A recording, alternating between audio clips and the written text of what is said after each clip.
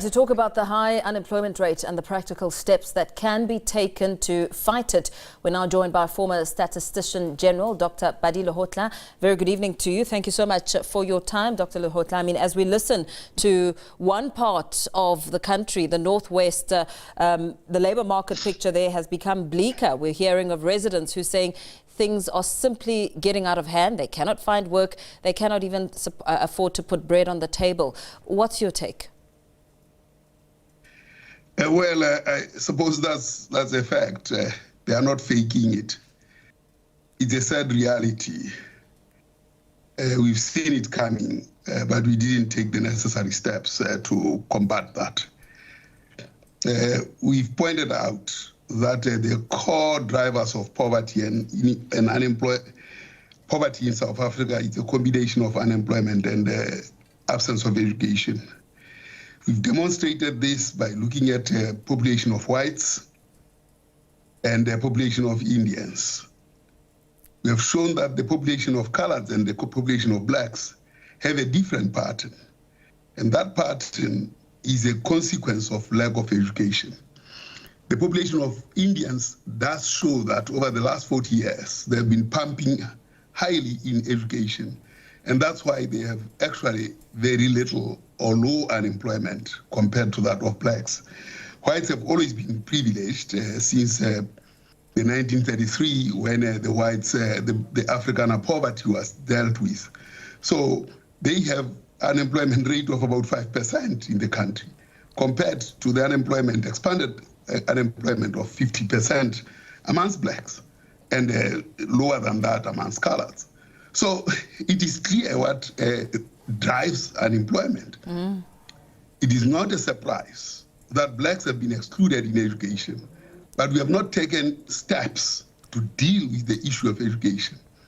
We have shown the correlation, in fact, causality of poverty driven by a combination of unemployment, which drove poverty contributing about 33% as early as 2001.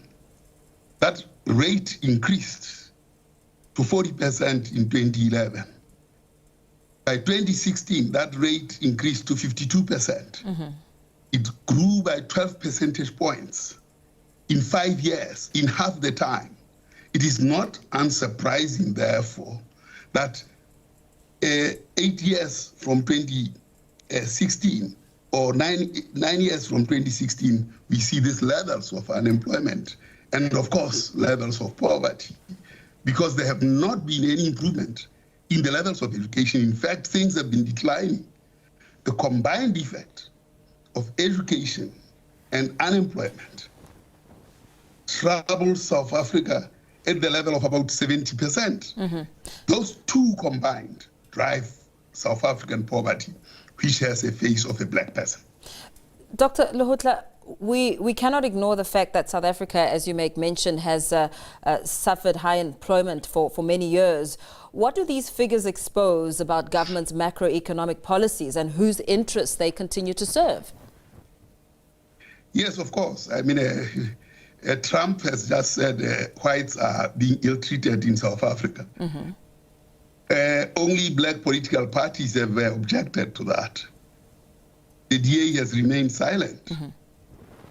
In the face of this evidence that whites only have 5% unemployment, it is very, very, very hurtful when VAT is introduced and the DA says it likes black people. Of course, the government is stupid in introducing that, because by so doing, they punish these black people who have these levels of unemployment. The question then, therefore, is the joint ANC-DA, what happens to the poor? I mean, these are the questions that we have to confront. They have been there for too long and have been ignored for too long, despite the evidence. And the evidence, in the evidence lie the solutions. And we have presented these numbers. And since I left office, I presented these numbers again and again and said the macroeconomic situation, which is neoliberal and market-driven, will never solve the problems of unemployment in South Africa. You need a different approach that is intentional, that is driven not by markets, but by actions, political actions, interventions in spaces that are not necessarily markets. What would the components of such a plan look like? Afrikaners solved the poverty issue of the Afrikaners in 1933. It was not market driven. They didn't say you can afford or you can't afford. They said these are the things that we'll do. And central to that was apartheid. That was not a market instrument. It was purely a fiscal instrument that they said we'll do the following as the Afrikaners. We'll punish you blacks and we'll grow on your back. I'm not saying we should reverse that and retaliate. I'm just saying there are instruments that are available to deal with this poverty and inequality. You cannot have the minerals of this country exploited by a few and expect that you can solve the unemployment problem. As you ask, pardon the interruption, Dr. Lehohla, as you ask what happens to the poor under the government of national unity and the kind of plans that are needed to eradicate joblessness amongst millions of South Africans, more so as we look at the youth in the face of technology advancing and artificial intelligence. I mean, that in itself leaves a gap.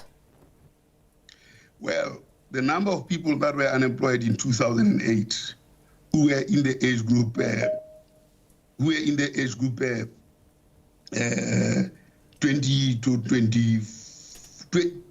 20 to 34, the number employed there were 5 million.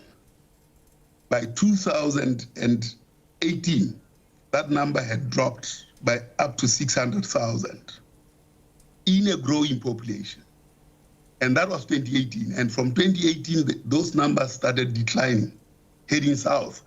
So the issue is that the policies, whatever we had on the table, were not resolving this. And it cannot be market policies. You look at the three priorities of the government of national unity, which is tackle unemployment, deal with ethical developmental state, and deal with the economic growth.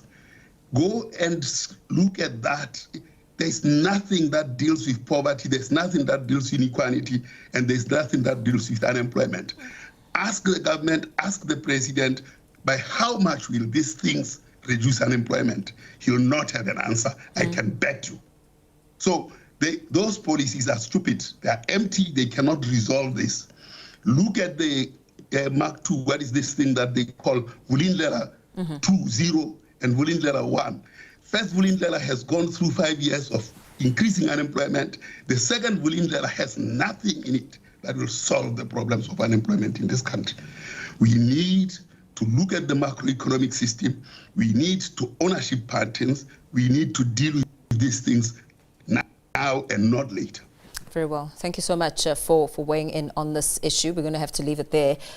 Wrapping that discussion up with former statistician general, Dr. Pali Lehohla.